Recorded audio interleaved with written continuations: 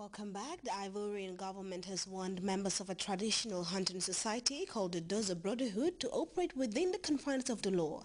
The society, which serves as custodians of plantations, is accused of overstepping its boundaries. We have details in the CFI report. The Dozos are a traditional hunting fraternity in Côte d'Ivoire. Hundreds of them traveled to Abidjan this week to attend a conference with the Minister of the Interior. The Dozos are accused of abusing their authority as caretakers of the plantations. Everyone at the conference, including the fraternity's leaders, urged the Dozos to remain within the bounds of the law. The Dozos are not judges or lawyers or gendarmes or soldiers. If you arrest someone, you are to turn them over to the gendarmerie or the police. The fraternity backed Alassane Ouattara during the post-electoral crisis. For that reason, the Dozos are often accused of acting like a police force. Their traditional role had been to protect plantations in remote areas, but they have been accused of taking part in the March 2011 massacre of nearly 800 people in Douekoué. The Interior Minister praised their support, but he also warned them to respect the limits of their authority. During the war, the Dozos contributed to the country's liberation. Thank you. But be careful not to deviate from the path. The conference in Abidjan comes a week after a meeting between President Ouattara and regional leaders from Western Côte d'Ivoire, who accuse the Dozos of carrying out reprisals against the population. But the attackers may be posing as Dozos. To find out, the government and the fraternity will conduct a nationwide census. The Interior Minister has staked his reputation on the promise, for it is not the first time that the promise has been made since Côte d'Ivoire emerged from the crisis. A United Nations survey conducted some 6 years ago revealed that more than 500,000 people in Russia are living as slaves. The report states that migrant workers are physically held and made to work without salaries. And now rights groups are calling on the Russian authorities to take note of the labor violations. CFI has the rest of that story. Civil rights activists found and freed a group of migrant workers who say they worked under slave conditions in a shop in the Russian capital. A mother of one of the released women was reunited with her daughter, filmed the scene in a grocery shop. 2 women for 10 years. The case is now under investigation. 6 years ago, a UN survey on human trafficking said that there are 500,000 to 1 million people in Russia practically living as slaves. So it's not just that they have low salaries and short vacations, but these people are physically held and are made to work without pay. Bakia, one of the women who was made to work under slave conditions, is a 35-year-old from Uzbekistan. Millions of migrant workers from former Soviet republics traveled to Russia looking for work every year. Human traffickers put the workers in the hands of mafia gangs who obliged them to work for free for years. They beat me and beat me. They beat me with their hands, with sticks, with a foil roll. They beat me for 3 days. My head swelled up here. I had terrible bruising. In Moscow, between 50,000 and 100,000 migrant workers are working under slave conditions. But the Russian authorities refuse to acknowledge the extent of the abuse. Syrian government troops have now found a new weapon of war, and that tactic is by starving the populace so that they will buckle down to government pressure. Forces loyal to President Bashar al-Assad target bakeries in rebel-held areas like Atharib, where residents depend on bread for survival. This report looks at how Syrians are trying to survive the civil war that has caused extensive damage to cities like Damascus. Syrian forces have adopted a new tactic to weaken the insurgency. After destroying schools, hospitals and homes, they are targeting bakeries in rebel-held areas in what appears to be an attempt to starve the population into submission. On Friday morning, workers at this bakery in Atharib, near Aleppo, cleared away the debris and struggled to repair the ovens. Hundreds of people in surrounding areas depend on the bread produced in these bakeries.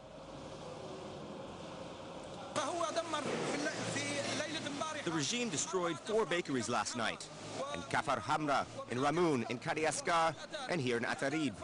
We deliver bread to over 40 towns, but no matter how much Assad destroys, we will rebuild. We will rebuild with the help of God. We will rebuild in spite of all the tyrants. President Assad's forces launched intensive airstrikes this week in response to gains made by the rebels. The degree of savagery is escalating on both sides. In a video posted on the internet on Thursday, rebels near the town of Sakarib were shown beating soldiers and then forcing them to lie on the ground before executing them with automatic rifles.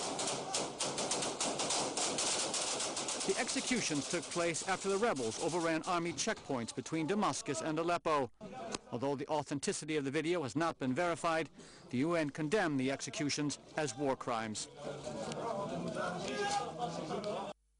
Well, from there, the remainder of our top stories before we go. Means of bolstering disaster preparedness and resilience in the Gambia have dominated talks between Vice President Jai Sidi and the UN Regional Humanitarian Coordinator for the Sahel. The Public Accounts and Public Enterprises Committee of the National Assembly has extolled the swift transformations taking shape at the National Center and National Council for Civic Education. Rights groups have decried the appalling conditions of more than 500,000 migrant workers in Russia who were physically abused and made to work without remuneration. And unleashing a new weapon of war, Syrian government forces have been bombing bakeries in rebel-controlled territories as part of a desperate attempt by the Assad regime to starve dissidents. Well, that's all in this edition of the news. Thanks for your time and enjoy the rest of the day.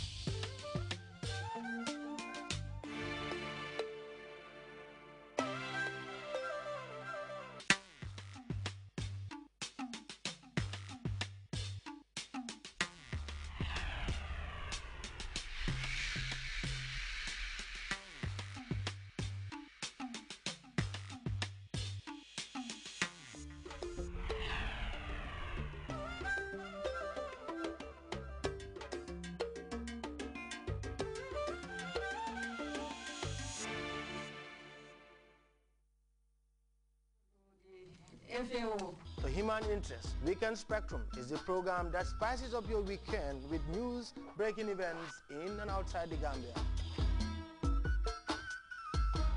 Meet the people who inspire others to think and change the world. These culminated experiences were able to show anybody in New York that I'm somebody who's tough and I'm able to survive and carry out the work that I'm given. So it was a process, a tough one, but all in all, as I said, with the grace of Allah and with the support of parents and with the confidence of coming from a small country like Gambia and having a lot to prove. Focus should be in strengthening families to ensure that they keep their children and also vulnerable families. At this time on GRTS.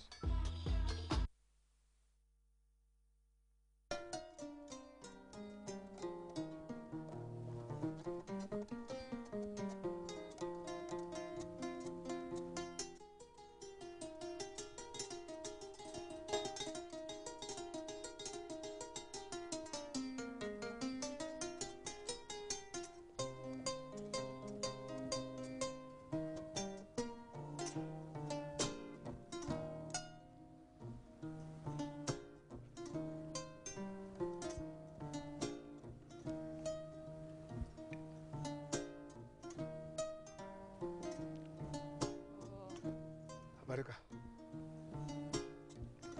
Alinga ba mo kumo.